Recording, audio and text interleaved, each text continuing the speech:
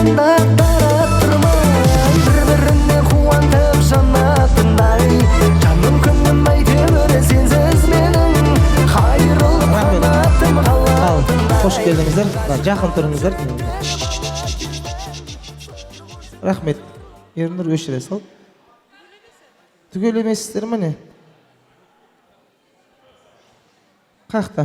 Балдыздар, бажалар, Разия анамыздың інісі. Келіңіздер. Ал, сіздер жайлап бастай беріңіздер. Үлкені келе жатыр ма? Үлкен енді келе жатыр ма? Үлкен ағамыз? Ана кісі емес па? Үлкен апа болса сөйлей берсін, апам бастай берсін. Екі ақ адам сөйлейді, құрметті ағайындар. Болды, Рая апа мен сіз сөйлейсіз, болды, басқа ешкім сөйлемейді. Жоқ, аға, екі адам сөйлейміз. Тала жаңбыр жауып отыр ма? Айта беріңіз, апа. Ана, Разия апа келді. Мейірхан Разия, 60 жасарың құтты болсын, дендерің сау болсын. Өсіріп атқан ұл қыздарыңның қызығын көріңдер. Жұмыстарыңа табыс тілейміз. Сонымен болды. Амин. Үлкендеріміз. Аға. Міне құрметті тойға жиналған қонақтар, міне жерде мынау біздер енді Мейірханның бажалары боламыз. Иә. Мына 8 бажамыз, міне соның ішінде үлкені марқұм болып кетті, сонан кейін үлкені мен бажалардың. Ал енді екі аяқты да бота тату, төрт аяқты да бажа тату деген мына атам қазақтан қалған сөз бар. Міне бүгін мынау бажамыз Мейірхан мен Разия балдызымыз міне бүгін осы көпшілікті жинап үлкен той жасап жатыр екен. Міне бүгінгі торқалы мерекелі 60 жасы құтты болсын. Дендері сау болсын. Өмір жастары ұзақ болсын. Осы балдарының немерелерінің қызығын көріп өсе беріңдер. Міне 60 жас деген үлкен бір белес. Енді осы 60 жас туралы мен бір ауыз сөз айтып кетейін. Иә. Бұрын бір Жетеспей деген атамызға мынау Төлеби барып, Төлеби атамыз барып сәлем берген екен дейді. О ата, осындай үлкен бір жасқа кеп қалдыңыз. Адамның өмірін әрбір 10 жаста сондай бір белеске, үлкен бір неге балап ұйғарсаңыз, сіз осыған не дейсіз депті. Сонда атамыз айтқан екен дейді. 10-ға келдім, ойнадым, қызығына тоймадым. 20-ға келдім, бойладым, онда да балалықты қоймадым. Жақсы сөзге сүйіндім, жаман сөзге күйіндім. Барымды бойға киіндім, сұлу қыз келіншектерге түйілдім. 30-ға келдім, 6 айы қызыл түлкі болдым. Қыран бүркітке шалдырмадым, құмай тазға алдырмадым. Қатар құрбымның көңілін қалдырмадым дейді. 40-қа келдім дейді. Тау тағысындай шаңқылдадым дейді. Барымды жоқ деп сарқылмадым дейді. 50-ге келдім, үлкен бір белеске шықтым дейді. Оң жағына қарадым, сол жағына қарадым дейді. Осының қайсының жақын екенін біле алмадым дейді. Және сол сияқты мынау Мейірхан мен Разия сияқты 60 жасқа келдім дейді. 6 тарау жолға түстім дейді. Қайсының жақын, қайсының алыс, қайсысына түсерін біле алмадым дейді. Ары қарап кете береді енді. 70-ке келдім, жеңілгенімді білдім дейді. Бала мен келінге билігімді бердім дейді. Сол сияқты 80-90 дегенде жастар бар. Міне осы сияқты сіздер енді 60-қа келіп әлі алдырмаған болсаңыздар, 70-те де ары қарап 80-те де Алланың берген жасын жасап жүре беріңдер. Тойларың тойғаласын. Осы той баршамызға жұғысты болсын. Еліміз аман, қазақ елінің туы көкке желбірей берсін. Жастарымыз аман болсын.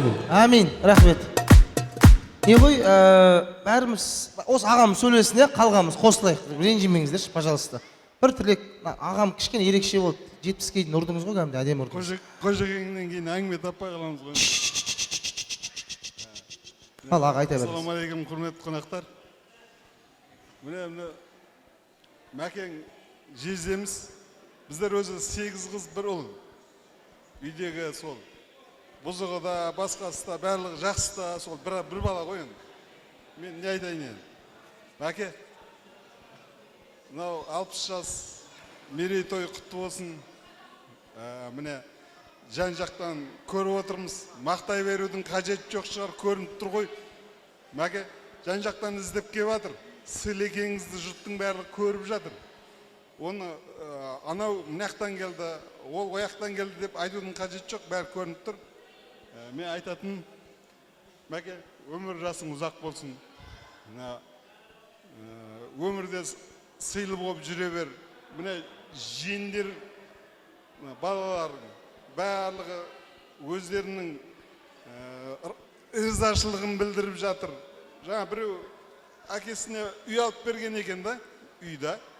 Соны дос айтқан екен, қуанып атсың ба деп та. Сонда әкесі айтыпты, жоқ, мен қуанып атқан жоқпын, балдарымның іс әрекетіне қуанып атырмын депті да. Сол сияқты жиендерге мен де қуаныштымын да.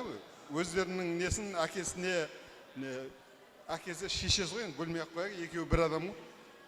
Өздерінің ойларын, өздерінің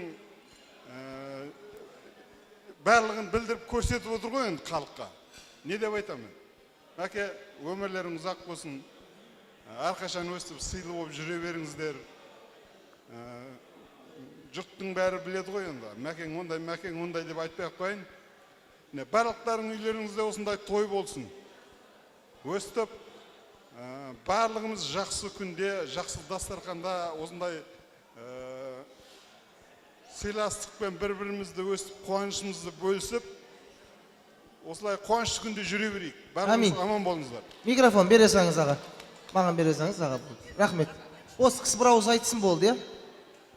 Микрофон сразу маған беріңізші. Қысқа нұсқа. Кезде мерейтойыңыз құтты болсын. Бастысы денсаулық, отбасыңыз аман болсын. Осындай тойларыңыз көп бола берсін. Сіздерге біз осы нағашылар, өзіміздің әулетімізден наборымыз бар апама, алтын набор, жездемен набор.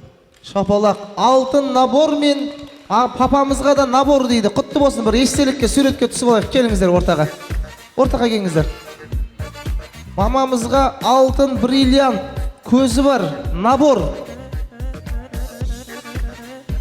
Мейірхан ағамызға алтын шапан. Құтты болсын. Құтты болсын, я. Келіңіздер бір суретке түсіп алыңыздар ортаға. Разия анамызға бриллиант кигізіп жатыр. Апа құтты болсын. Разия ападан қорқатын сияқты ғой көбісі, басқарама не? Бәсе қорыққаннан жан-жақтан кигізіп жатсыздар ғой. Тура менің енем сияқты екен. Суретке түсейік.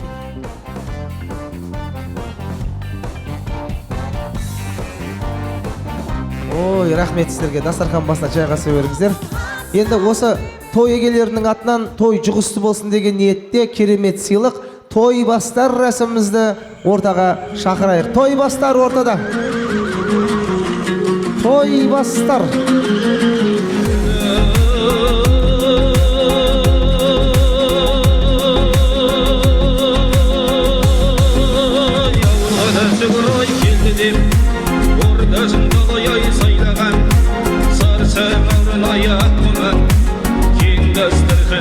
Рахмет.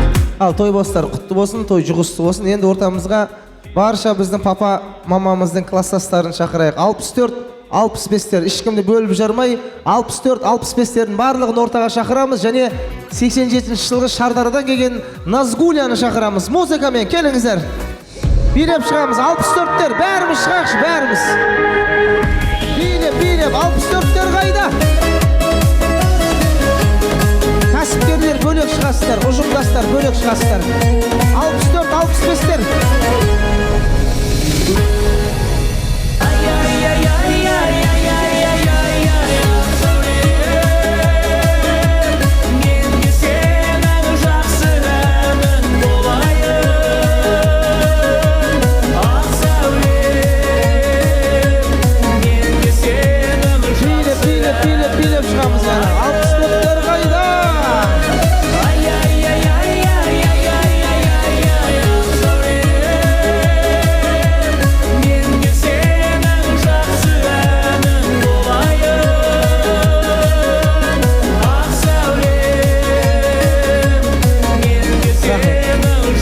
қазір 64-65-тер сөйлейді, сосын Ақтөре деген біздің ағамыздың кластасы ән салады. Соған дайын болыңыздар, Ақтөре ағамыз ән салатын болады. Сол үшін бәріміз сөйлемейміз, сразу айтып қояйын, ренжімеңіздер. Білем, кластасыздар, бірге өскенсіздер. Қанша адам сөйлейміз бірге, келісіп алайықшы? Жоқ, 4 адам сөйлесін. 4 адам, сөйлейтін адам сразу шықсыншы, келісіп алайықшы, өтініш. Микрофон кетіп қалады. 4 адам шығады, болды, 4 адам. Қанша болды? Мақұл, сіз галстугіңіз бар ғой, шығасаңыз болды. 5 адам. Болды ма? 4 адам. Осы 5 адам сөйлейді, болды. Сосын жаңа 87 жылғы Назгүл қайда? Назгүл келсеңізші. 87 Назгүл сөйлесін. Шардарадан келіп тұр екен. Жаяу келді дейді, кеңіз. Осы 5 адам, сіз болды, жақын тұрайықшы бәріңіз. Бер қарай тұрыңыздаршы. Сосын сөйлеп, бірден келісіп алайық. Сөйлеп болғаннан кейін артқа қарап қарамаңыздар. Микрофон ұстап, артқа қарап қарамаңыздар. Кім сөйлейді бірінші? Галстугы бар аға сөйлей ма? Көке сөйлесінші. Бұның жасы кіші, мен сөйлеймін. Болды. Болды, сіз жас көрінеді екенсіз аға. Ассалаумағалейкум. Сәл тыныс сақтайық. Ассалаумағалейкум, қара халқым. Дүниеде теңдесі жоқ дара халқым. Бүгінгі дүркет той жасапсың, атадасын сақтап, барлық салтын. Міне, мына Мейірхан кішкентайынан бірге өстік. Өзі бауырлары көп бұның. 87 жылға дейін бауырларымен төсекте бірге жатты. 87 жылы Разияның да бауырлары көп. Мейірханға тұрмасқа шығып, төсекті бөлек алып шықты. Төсек бөліп алып шыққаннан кейін қара тамырдың тұқымын көбейтем деп 3 қыз бір ұлды дүниеге келді. Міне, мына Мейірхан мен Разия содан бастап отбасы құрып, міне 3 бала, 3 қыз бенен бір ұлды 7-ге шыққанса жерден таяқ жегенше өмірден таяқ жемесін деп 3 қыз мен бір баласын оқытты, шоқытты. Бар тапқаным балама, жұрттың баласынан қалама деп, бар тапқаным баласына, балдарына берді. Сол балдары бүгін ер жетіп, міне бүгін әкеміз бен шешеміз 60 жасқа толып жатыр деп той жасамыз дегенмен, бірақ Мейірханның құдіреті жетті. Сонда да өздерінің үлесін қосып, әрбір ағарған шасына қарыздармыз деп қызмет қылып, міне көрсетіп жатыр. Нағашы, жиен барлықтарына сыйлығын беріп жатыр. Менің қызым Арай, Гүлназ менің қызым. Міне менің қызым. Евразияда істейді.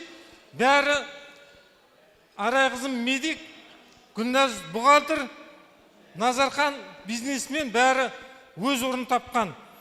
Не демекшімін? Бүгінгі 60 жасың құтты болсын, Мейірхан Жора. Әрқашан семьяңда тату-татты, берекелі отбасы болсын. Барлық ағайын туыстар, сіздердің үйлеріңізде әрқашан осындай той болсын. Қалған сөзді менің Жора жолдастарым сөйлейді. Сөйдіңізші аға. Қысқа сөйлейікші, өтініш. Амансыздар ма? Менің бауырым, әрі бірге оққан кластасым, Мейірхан, Разия, бүгінгі 60 жастарың құтты болсын. Дендеріңіз сау болсын. Мейірхан өзі бір класста оқыдық, бауырмал еді. Үлкен демейді, кіш демейді. Қолынан келген барлық жақсылығын жасап жүрді. Мейірхан, денің сау болсын бірінші. Осы өсіп өткен балдарыңыздың қызығын көріңіз. Балдарыңызды жаңа көрдік, қаншама жетістіктерге жетіп жатыр. Немерелерің бар, шөберелерің бар. Тек осы балдарыңның жақсы күндерін көріп, ортамызда жарқылап, біздің бауырымыз, кластасымыз, туысымыз, Мейірхан ғой, Разия ғой дейтіндей алға басып жүре беріңдер. Тек жақсы күндерің болсын, той-тойға ұласа берсін, жақсы күндерде тойларда кездесе берейік. Амин. Ары қарай. Апа, аға. Бұдан да қысқа болады. Айта беріңіз, апа. Жоқ, қысқа деп айта алмаймын деп қызым. Құрметті тойға келген жиналған қауым, баршаңызға той құтты болсын. Ой, мына Мейірханға айтатын сөз өте көп. Ана тамада біздерге қысқарт деп жатыр. Қысқартайық десек, енді шамалы қысқартып көрейік. Мейірхан 10 жыл бірге оқыған сыныптасымыз, жас кезінен бастап оқушылардың, балалардың, өзіміздің қатарымыздың алды болды. Еңбек қор болды, өте мейірімді болды. Бағана туған туысқандар айтып жатыр, жаңа менің Ерсейіт досым айтып жатыр. Солардың айтқан сөздерінің барлығы шын, қосыламыз. Еңбек қор, талапшыл, алдына өзінің мақсатын анық қоя білген нағыз адал дос. Туған туысқандардың ортасында сыйлы, қадірлі, бауырмал, кеңпейіл, мейірімді, сондай бір өзінің басына барлығын үйіп төгіп берген ғой. Алла тағаланың құдіреті шексіз. Сондықтан осындай бір жапырақ балаға барлық нәрсені Алла тағала үйіп бере қойған. Енді оған осының барлығына себепші қылып, қасына Разиядай келіншекті жолдас етіп беріп қойыпты. Алла тағаланың бұл да бір құдіреті. Ал енді осы екеуі бірге алтындай, алтын асықтай ұлды, қызды тәрбиелеп, оларды жеткізіп, кез келген адамның баласы ондай жаңадай жете бермейді жетістіктерге. Сондықтан осылардың тәрбиелерінің өте маңыздылығы, тәрбиелерінің өте айқындығы осы балаларынан көрініп тұр. Дендеріңізге саулық тілеймін, бастарыңызға бақыт тілеймін. Мейірхан, сен енді 60-ға келдім деп қалма, ойлама өйтіп. 60 деген тау түс. Әлі алда талай асулар бар, белдер бар, жасайтын талай жұмыстарың бар. Олардың барлығының сәтті өтуіне тілектеспіз. Тойға ұласа берсін. Амин. Ары қарай ағамыз. Аға сіз я. Ассалаумағалейкум, тойшыл қауым. Бүгін Мейірханның, Разияның 60 жас мерейтойы, тойларын құтты болсын. Алланың берген денсаулығының арқасында жасай беріңдер. Үйлеріңде жақсылық болсын, қуаныш болсын. Той көп болсын. Мына балалардың мінгізіп атқан тұлпары да құтты болсын. Тек жақсылық болсын. Амин. Енді 2 адам қалды, сосын 87 қалды, Иә. Жоқ, аға қойыңыз. Құрметті тойшыл қауым, барлықтарыңызға бүгінгі той құтты болсын. Менің Мейірхан кластасым, Разия да менің кластасым. Мейірхан менен біз бірге өстік, бір ауылда Тамды деген ауылдың Навай деген көшесінде бірге тұрдық. Мектепке сөмкамызды арқалап бірге бардық, бірге қайттық, қуыспенен өзің білесің. Разия менің тура желкемде артымда отырған менің құрбым. Міне бүгін екеуі 60-ға толып жатыр. 60 жастарың құтты болсын, тал түстерің құтты болсын, дендерің сау болсын. Мына өсіріп отырған бала шағаларыңның қызығын көріңдер. Әрдайым осы сендердің жүздеріңнен күлкі кетпей, только қуаныштарыңда ғана өстіп келіп, тойлап жүре берейік. Мына жүргізуші аз сөйле деп жатыр ғой. Сол үшін міне азғантай аз сөйлеп жатырмын. Әрдайым осындай тойларың көп болсын. Мейірхан, Навай көшесі. Ал, ағамыз бір ауыз айтсын. Кеш жарық бүгін Қаратамырлар әулетінде үлкен той. Ол да болса Мейірхан бауырым, кластасым, досым. Тойың құтты болсын. Енді мына жерде аманаты бар еді, соны айтайын деп. Бақытжан Гулия Маңғыстауда жүр. Той анасын бер жіберді, құттықтап жатыр. Сол бірінші менің мойнымда кетпесін деп отырмын. Екінші, мынау Мейірхан мен Разияға әлемдегі жақсылық тілейміз. Тілсұқтан аман болыңдар. Әйтеуір жақсылықтарың мол болсын, абыройлы болып жүре беріңдер. Не айтам саған? Барлық жаңа айтып өтті, Ақтөре жеңгем айтып кетті, барлық қабілеттерің бойыңда бар. Сол себептен өзіңнің орнын таба білдің, балдарыңды жетілдірдің. Құдайға шүкір, балдарың көлік сыйлап жатыр. Көлігіңнің алды әр уақытта жел үрлеп тұрсын. Алдынан көксвет жанып тұрсын, тек жақсылық күндер болсын. Мынау достарымыз бәріміз жиналып бүгін барымыз келіп отырмыз. Сол себептен сендердің отбасыларында, Қозыбаевтардың отбасыларына қуаныш тойлар құтты болсын деймін. Балдарыңа, ағайын туыстарыңа, нағашыларыңа, жиендеріңе де құтты болсын. Ең бірінші мынау 100 сом болғанша 100 жылдасың болсын дейді. Студенттік дәуірде келген, Мәскеуден келген, және Шымкенттен келген, неден келген, Шымкенттен келген достарына рахмет. Сол себептен бұл да бір адамның абыройы, тойда көріну, сыйластықтың арқасы. Қазір тойға бармасаң ешкім келмейді. Сол себептен барып, араласып жүргеннің арқасы. Сол себептен досың көп болсын, дұшпаның жоқ болсын. Жиған тергенің балдардың жақсы күндеріне берсін. Қыздарына, отбасына рахмет айтамын. Амин. Ағамыз. Ассалаумағалейкум, тойшыл қауым. Міне қарап отырсаң, бұдан 50-52 жыл неғысаң, Мейірханның жалғыз досы мен едім. Қазір қарасам, ойбой, Құдай-ау, қанша. Неге кішкентай ғана Мейірханның жүрегіне үлкен достар жиналыпты? Неге Мейірханның өзі кішкентай болғанмен жүрегі үлкен кеңеді? Сол үшін достарым оны үлкен үлкен жүрекке теңеді. Не дейміз? Мейірхан, саған мен басқа ешқандай тілемеймін. Тап осындай болып кете бер. Осы бақытыңнан өте бер. Разия екеуің 90-100-ге жете бер.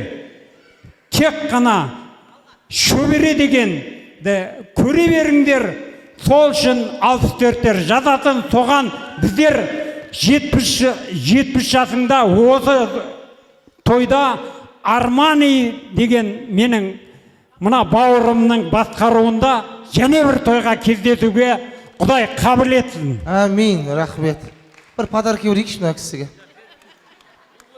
Қазір біреуін бере салайықшы, ар жақтан алып бере салыңыз. Мен айтқан үшін подарки берейінші. Мен мақтаған адамға подарки берем просто. Ол 87 сөйлейді болды. Ешкімнің қарамаңыздар, иә? Сіз сөйлейсіз, микрофон ешкімге қарамай маған беріңіз сразу. Саламатсыздар ма, тойға жиналған көпшілік қауым? Неге 87 деп атсыздар ғой? Мен Арайлым, қыздарыңыздың құрбысы болам. Арайдың ба? Иә. Ал аға, тәте, бүгінгі келіп атқан 60 жас мерейтойларыңыз құтты болсын. Дендеріңіз сау болсын. Ең басы перзенттеріңіздің бағына аман болыңыздар. 100 жасаңыздар. Құдай қаласа сол күндердің куәгері болып біздер жүре берейік. Пенеттің зейнеті дейді ғой. Бүгін әдемі балапандарыңыздың осы уақытқа дейін берген пенеттеріңіздің зейнетін көріп атсыздар ғой. Алла қаласа бұдан да ары көре беріңіздер. Сен тұр, мен атайын деген перзенттеріңіз бар. Алды үлкен врач, одан кейін Гүлназ, мықты журналист, одан кейін Гүлсая, Назархан, бәрінің өзінше бір өмірде орын алған жайлары бар. Ұлды ұяға қондырдыңыз, қызды қияға қондырдыңыздар. Енді солардың рахатынан немере көріп атсыздар. Сол немереден шөбере шөпшек сөйіп, сол шөбереден қолынан май жалауды Алла нәсіп етсін. Біз сол қуаныштарыңыздың да куәгері болып жүре берейік. Арайлым құрбымның шашпауын көтеріп, аға сізге шапаным, тәте сізге алтын сырғам, сақинам бар, және үстіңізге шапаным.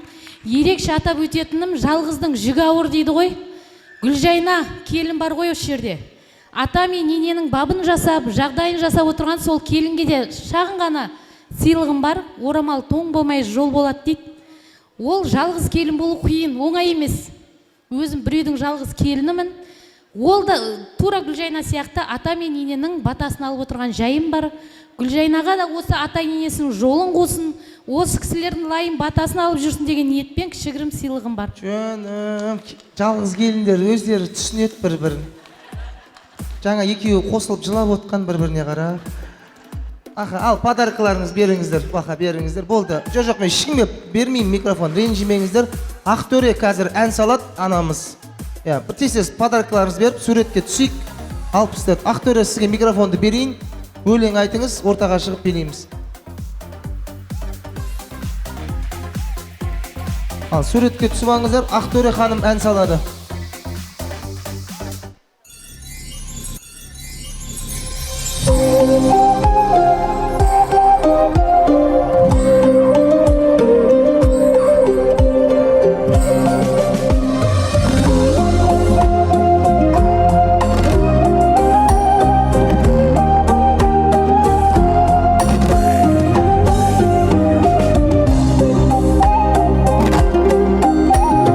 Дегенде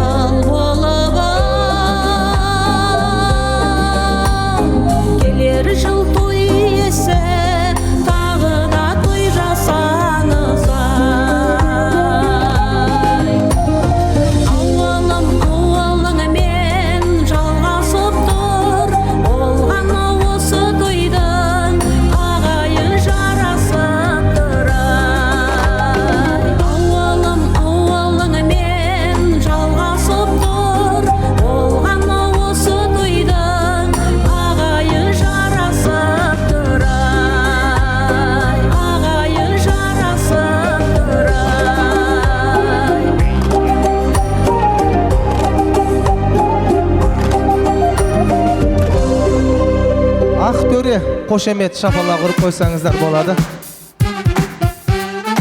Отырайық бәріміз. Ақтөре ханым, микрофонды бересеңіз. Енді ортамызға Амантай жиен шақырғымыз келіп отыр. Ол кісі де бір ән салады екен. Амантай жиен шақырайық, қалғанымыз отырайық. Амантай жиені келіңізші. 64-65 Завай ортаға.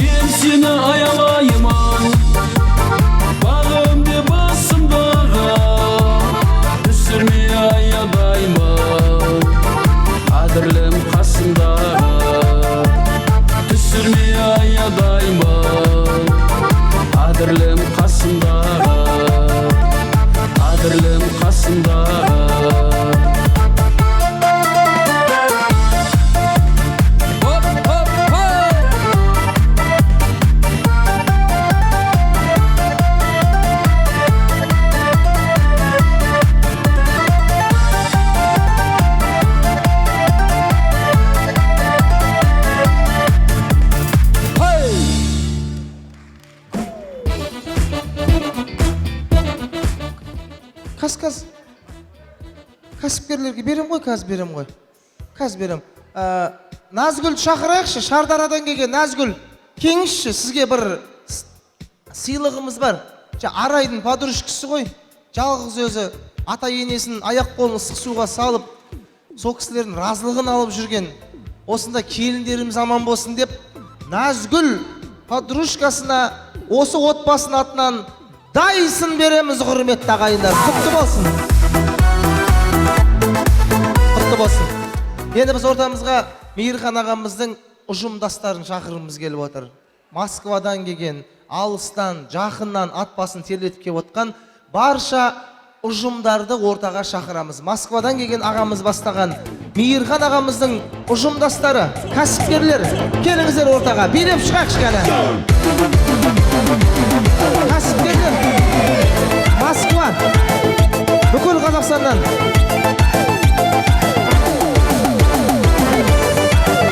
Ұжым, келіңіздер.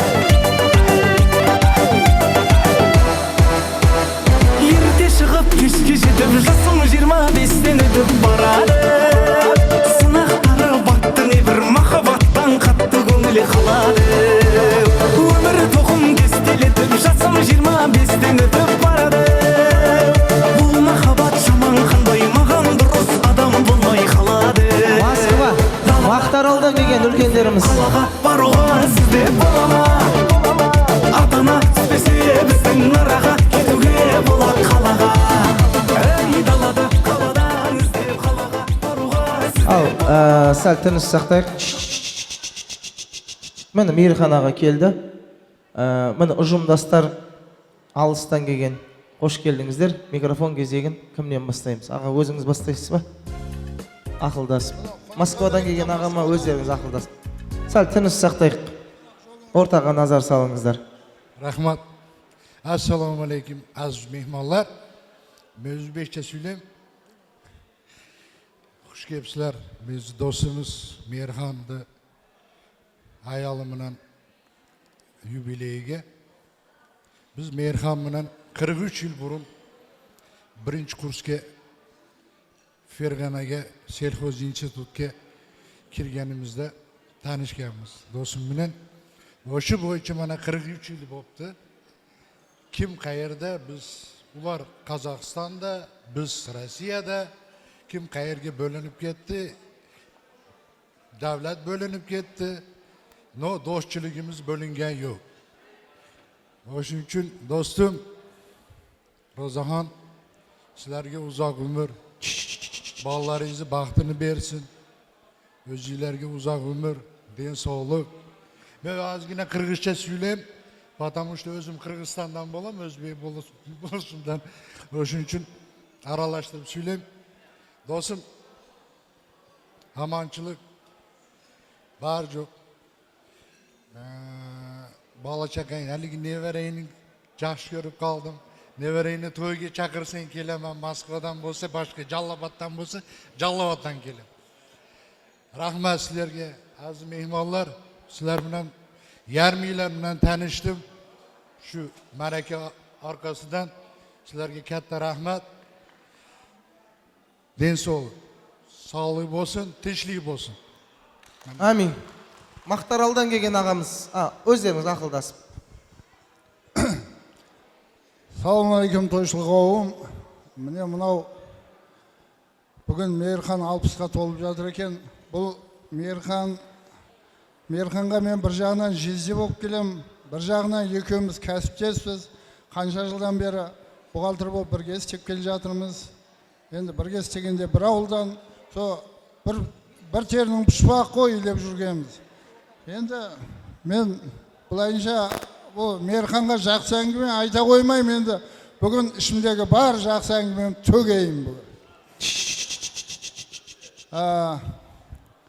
Бұл Зарапшында білесіздер, қазақ жігіттерінің көбісі бухгалтер болды.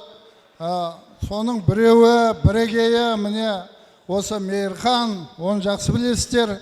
Сонымен бірге бұл Мейірхан осы Қазақстанға келіп, сонау Тау-Елбай елінен келіп, өзінің білімді кеңін көрсетіп, осы жерде сол істеп жүрген жұмысын жалғастырып, әлге дейін істеп келе жатқан жігіттердің біреуі, өзін-өзі осы жерде мойындатқан жігіт деп есептеймін мен. Әлде де жұмысыңа табыс, әлде де абыройың жана берсін, аман есен пенсияға шығып, одан кейін де істей берсең болады, 70-ке дейін спокойно. Ал енді міне 60-қа толып жатыр екенсің, міне юбилейің құтты болсын, денің сау болсын. 60 деген өте үлкен жас емес, 60-60 дейді, әлі шауып жүре бер. Так, 80-90-100-ге келгенде Алла қойса көре берейік. Мына балдарың аман болсын, немерелерің сау болып, солардың қызығына тоймай, Разия екеуің ойнап күліп, қол ұстасып, бір жастықта сол 100-ге дейін 100-ден де асып қартая беріңдер. Алланың жасаған жасын жасап, міне осы өмірдің қызығына тоймай, әрқашан бақытты болып жасай беріңдер. Дендерің сау болсын.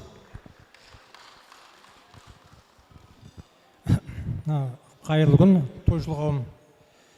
Мына Мейірхан 60 жас мерейтойың құтты болсын, деніңіз сау болсын. Разия екеуінің бала шаға немеренің қызығын көріп, бақытты болыңдар. Тойың той қыласын. Осындай той жұғысты болсын барлығымыз. Амин. Үлкен апамыз. Қош көрдік, тойшы қауым. Мейірхан Амирханович. Біздер орыста 9 жыл бірге істеген екенбіз. Мен есептемеппін, бағана біліп жатырмын. Мейірхан менен біз енді тұлға болып, өзімізді қалыптасып келе жатқан уақытымызда елді танып, елге өзімізді таныстырып жатқан бір жарқын өміріміздің кезінде бірге жолдас болдық, дос болдық, бір коллективте істедік. Міне Венера бар, Ерлан бар, Әнжена Рахима келіп тұр. Енді осы Мейірхан туралы айтатын болсам, жігіттің төресі, жомарт, өте білімді. Мен айтам ылғи, Мейірханның басындай бас Лелінде болса, екіншісі Мейірханда деп. Сол енді мына айтайын деген 60-қа келіп қапсыздар. Дендеріңіз сау болсын, көз тоятындай осындай перзенттердің қызығын, рахатын көріңіздер. Құлын құлыншақтарыңыздың ортасында күліп ойнап жүре беріңіздер. Кеш жарық, қойшыл тауым. Бүгін мына біздің Қаратамыр әулеті Мейірханымыздың ауылында үлкен той мерейлі. Мейірхан мен Разия кластасым 60 жасқа толып жатыр. Жаңа бір кісілер қарап отырған шығар, жаңа қызыл көйлекті келіншек жаңада шығып еді, тағы шығып жатыр деп айтып жатқан шығар. Мен Мейірханға 3 жақтымын. Бірінші менің кластасым, бірге оқыдық, Разия бәріміз. Екінші менің туысым, бауырым, мен Қаратамырдың қызымын. Үшінші Мейірхан менен 9 жыл бірге жұмыс істедік. Базаркүл, мен, Рахима, Ерлан. Главный бухгалтеріміз болды Мейірхан. Осылардың қолының астында мен қызмет жасадым. Бұларды мен кішкентайынан білем, бірге жүрдік, бірге жедік, орыстың нәрсесінде бірге іштік, бірге көрдік бәр нәрсесін. Жаңағы Базаркүл айтып жатыр ғой, Лениннің басындай деп. Біздің начальнигіміз еврей кісі еді, Липкин деген. Мен еврей мықты ма десем, қазақ менен де мықты болып шықты ғой деп Мейірханға айтып кеткен сөз мен екі құлағымда қалған, жолдастар. Мен өзім тұрғанда соны айтқан маған.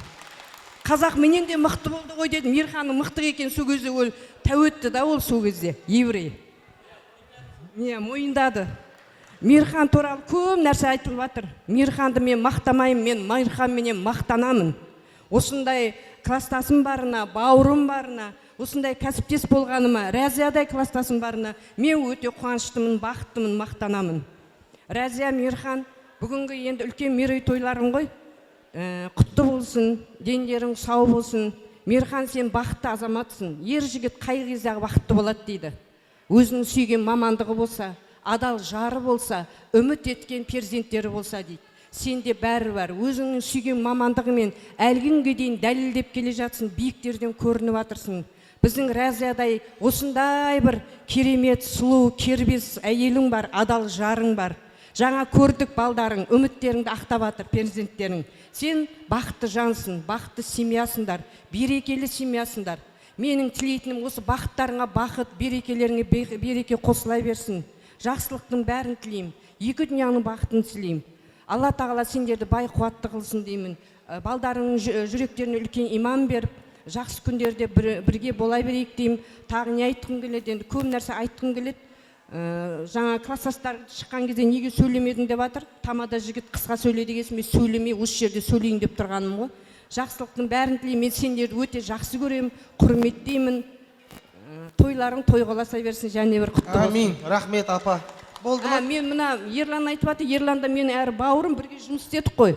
Мен ағама деген музыкалық сәлемдемем бар дейді, қазір бір ән айтып береді. Бір микрофон бересеңіз маған. Қазір Әділбек деген ағам ән айтады, содан кейін Ерекең ән айтады. Қазір берем ғой, берейін. Вот берем аға. Астанаға берем аға. Сіз той бітей уже ұрсай бастадыңыз ғой маған аға. Астана деген сіз ғой, а? Астанадан бір адам сөйлесін, я, Астанадан. Аға, өзіңіз сөйлесін. Ау.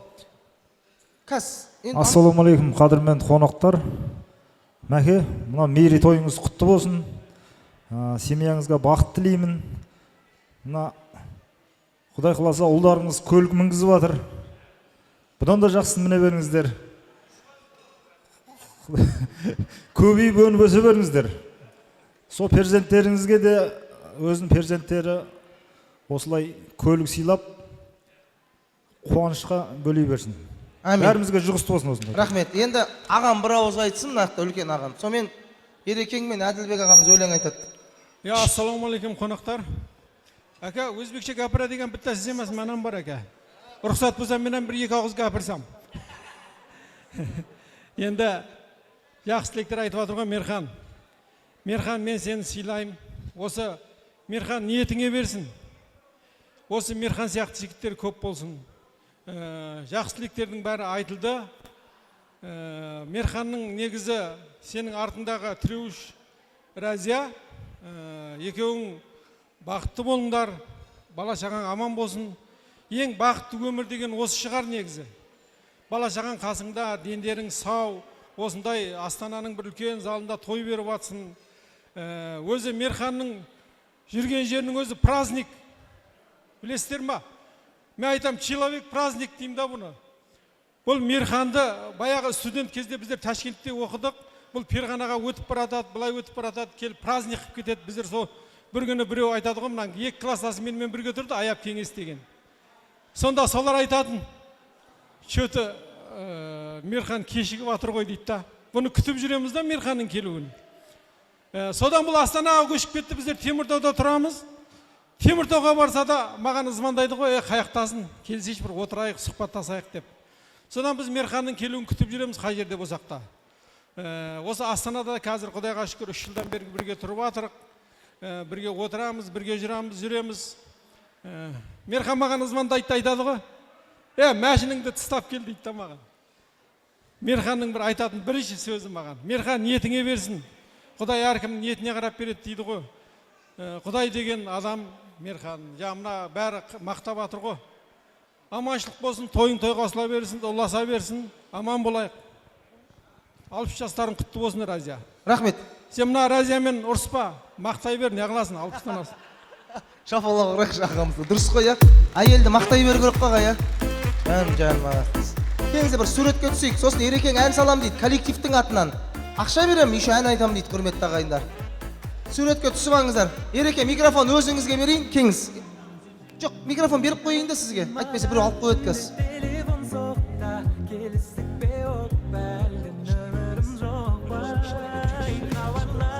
Бірінші тілек айтам, сосын ән айтам дейді. Кет, Ереке, жіберіңіз.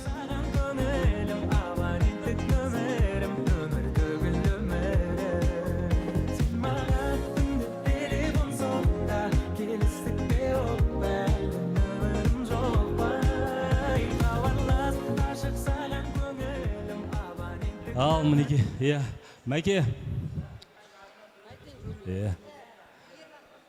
Мәке, туған күніңіз құтты болсын, осы ана мерейлі жасыңыз болсы. Разия жеңгемен осы ең басы ана дендерің сау, отбасыларыңыз аман. Біздің ана Мәкең өзі бір жақсы көретін бір өлеңі бар, оны кешке айтып берем, қазір басқа өлең айтам деп.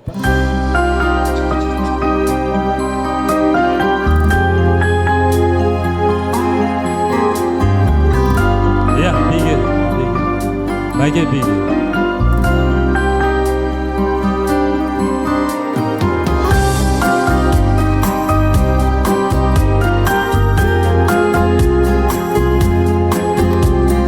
Тойларыңыз той қаласын. 60 жас құтты болсын.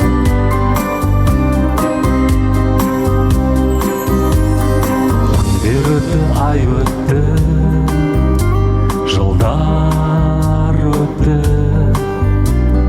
Жылжып жылдарда заман өтті, баға жетпес байлығым жастық шақты уақыт дейтін ұрлықшы, уақыт дейтін ұрлықшы ұрлап кетті.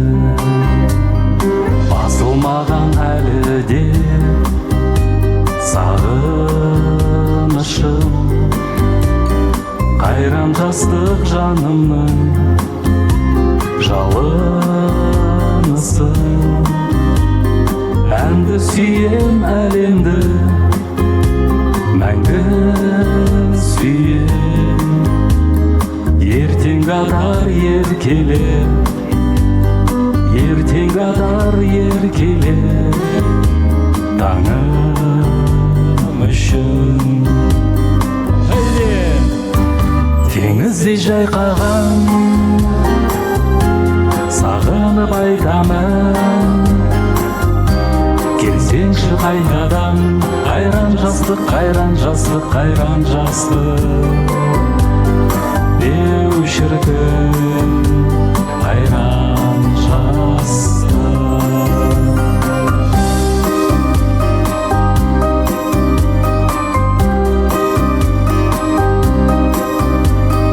Бәрі біздей болып еді кеше бізге, өкпеледік өкініп неше күзге.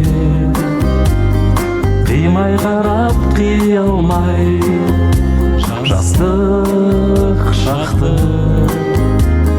бізде осылай бір күні, бізде осылай бір күні өтемізде.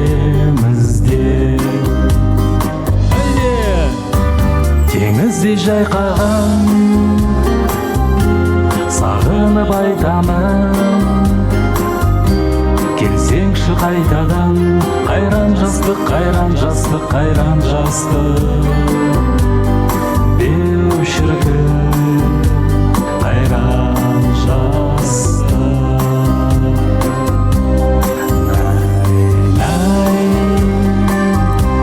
Нанай, нанай, нанай, нанай, нанай,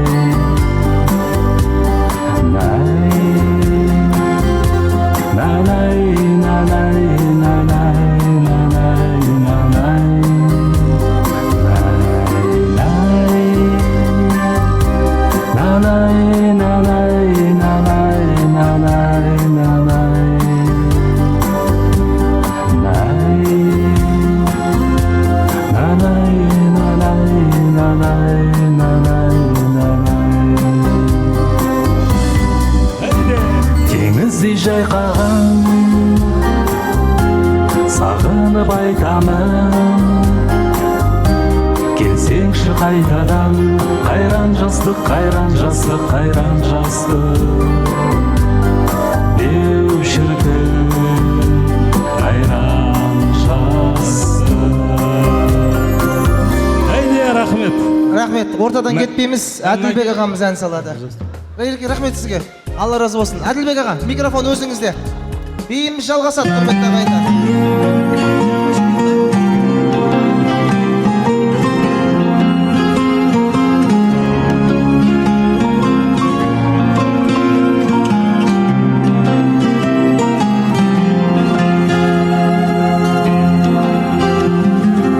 Алпысқа мынау көзді ашып жұмып келіппіз, өмірдің берген байлығын қолмен теріппіз. Өкінбей бірақ тағдырға мынау көніппіз. Байқамай досым, алпысқа міне келіппіз. Осы жас екен сездірген жақын алысты, қаламайды екен айтыспен текке тартысты. Көңілің бірақ көктемдей болып тұрған соң, алпысқа теңеп қояды екен тал түсті. Алпыстың шыңы қол жетпес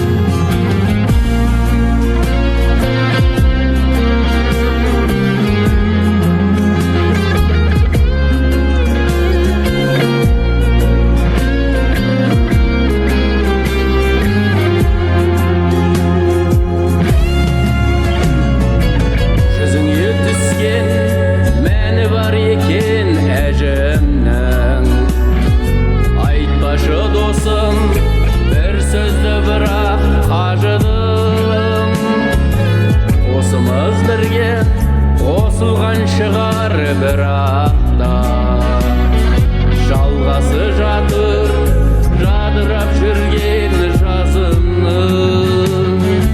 60 жас екен ақылың асса арнадан, ұрпағың менен ізіңді сенің жалғаған. Немере менен шөбере шөпшек көрсем де, қиялым көкке қанатын жайып самғаған. 60-ың құтты қайырлы болса мың бақыт, жан жарың менен қартайсаң бірге шын бақыт. Егделеу болып көрінсем өмір талабы, сөнбесін досым 60-тың тұнық жанары. Егделеу болып көрінсем өмір талабы, сөнбесін досым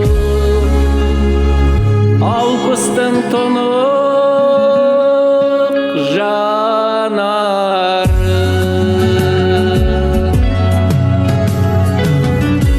Әділбек ағамызға бір сыйлық беріп қояйықшы ағамыз, сіздің құрметіңізге. Аман болыңыздар. Рахмет. Енді ортайық бәрімізге. Кейбір қонақтарымыз жай үйге қайтып жатыр. Енді бір тілек тыңдаймыз, содан кейін ортаға билейміз. Мейірхан ағамызбен анамызды шақырайық ортаға. Мама келіңіз. Жаным, мама, құтты болсын. Папа қайда? Бір жерде жылап отқан жоқ па? Қайда папа? Мейірхан аға. Мейірхан көке.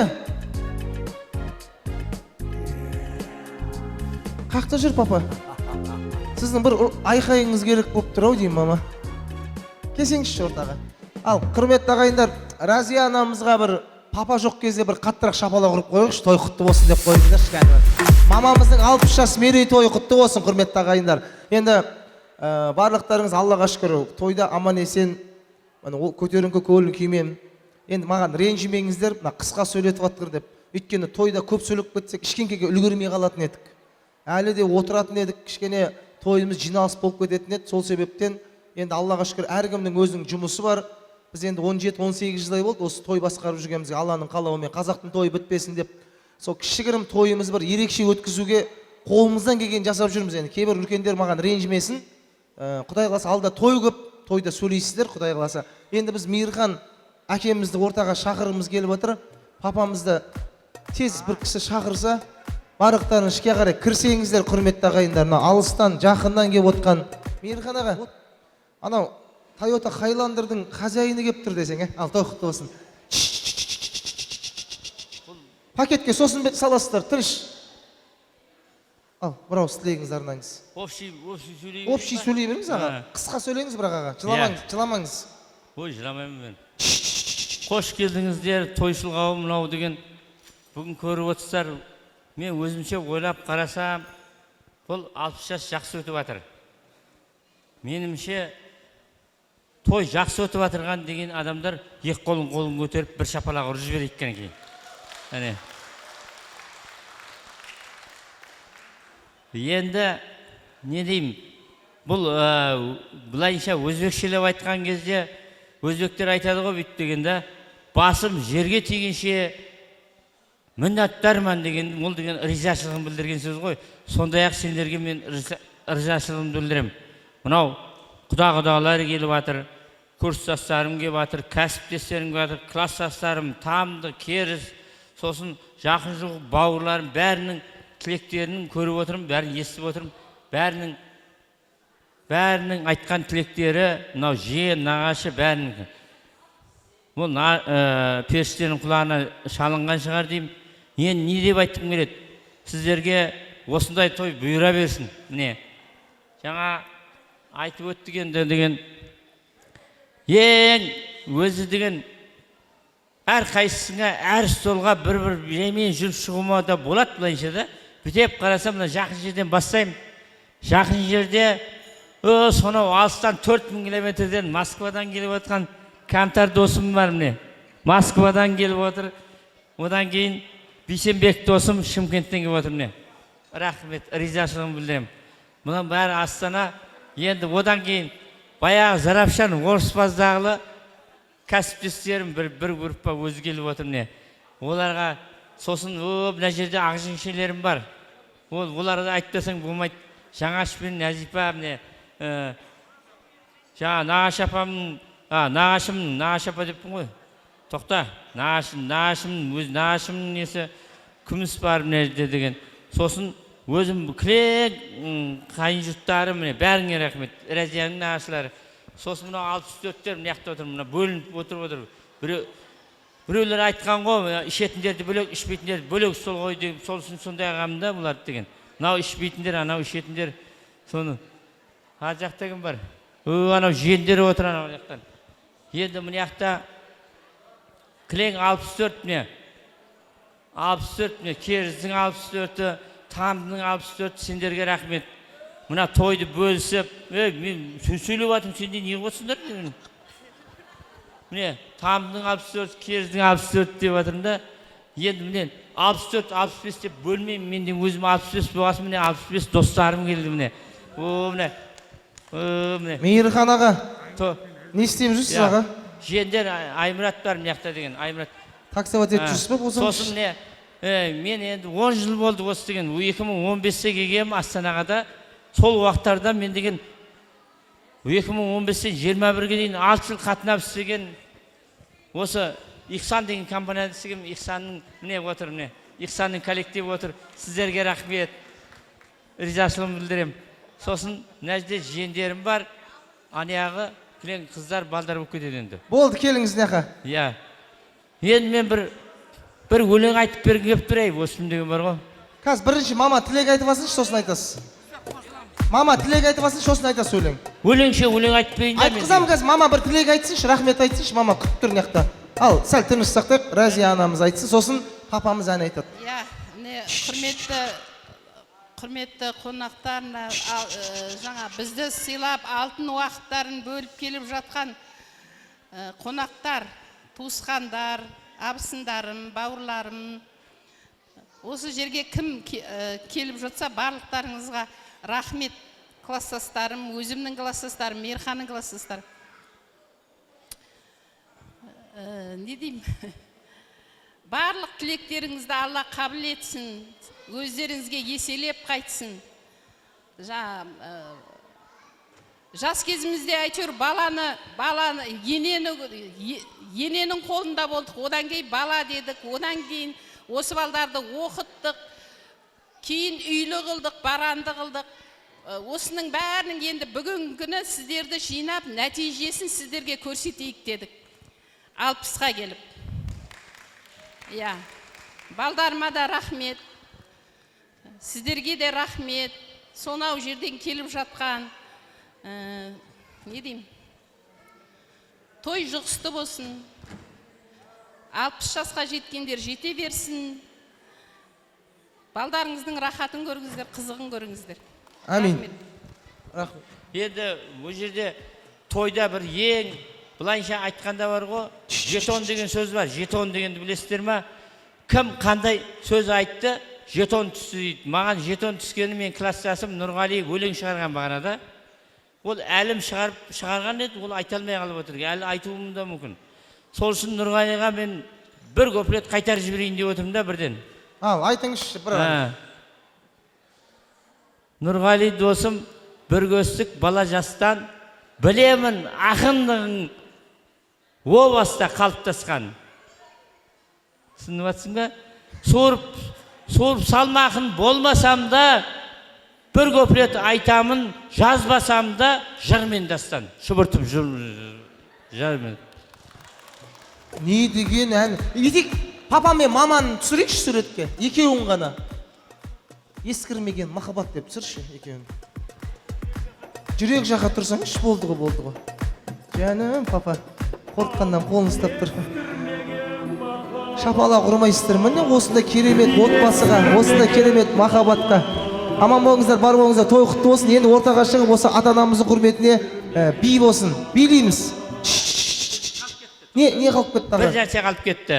Енді ақырында мен сөзім көп сөйлеген адам, мен көп сөзге шорқа кетін айта алмайтын, сондықтан жүрек сөзін еттім өлең деп өлең шығара берем ғой бүйтпегенде. Енді не дейін, құрметті қонақтар, бүгін көріп отырсыздар. Мынау өз үш қызым, өз қыздарың, ұлдарың тыңдау керек екен ғой өз деген негізді. Осы қыздарым таңдаған не Арманды тамадап таңдаған. Арманға біріншіден алғысымды айтамын. Дұрыс па? Әне. Сосын осы қобызға кім той істесе қиналмай, қысылмайды. Қобыз деген скидкасын да береді, бәрін береді бұл деген. Қобыздың администраторының бәріне рахмет айтамын. Мынау столды тақтаған повар ма, не ма, бәріне рахмет айтамын. Басымды иіп рахмет айтамын да. Сол үшін енді не деймін? Мен деген уже деген нені тастап қойдым ғой. Арман шақыра берем берейік, тым қысылма. Анау біреулер халал, палал дейді ғой, халалдың керегі жоқ. Өз істей береді ол деген. Любой нәрсені істей береді. Тойға келе берем я. Енеме 10 миллион қарызбын. Рахмет, аман болыңыздар. Әкемізге бір шапалақ орайықшы. Ешкімді ұмытпай, алғысын айтып, ресторанға алғыс айтып жатыр. Қызметкерлерге бәріне алғыс айтып жатқан осындай бәрін ойлап жүретін, бауырларына көмектескен, өмірбай халыққа қызмет көрсеткен әкеміз жасай берсін, құрметті ағайындар. Және осы тойды ұйымдастырған осы қызыңызға да бір шапалақ ұрып қойыңыздар. Журналист қыз, 15 жыл, Евразия телеарнасы. Болды. Ортаға шығып билейік, сіздердің құрметтеріңізге керемет би болсын. 64-65-тер музыка, билейміз ғана. 64-65-тер. Жаным деп күнарам, күнде саған барам. Сенен хабар жоқ қой, салам әнге салам. Мен сен шақырсаң, қыстай ұшып барам. Сүйдім сені Гүлнарым. Жаным деп күнарам, күнде саған барам. Сенен хабар жоқ қой, салам әнге салам. Мені сен шақырсаң, қыстай ұшып барам. Сүйдім сені Гүлнарым. Ауылыңа күнде барып қайтамын. Көздеріңнен махаббатты байқадым. Күнде сағындырып әндер айтамын, айтамын.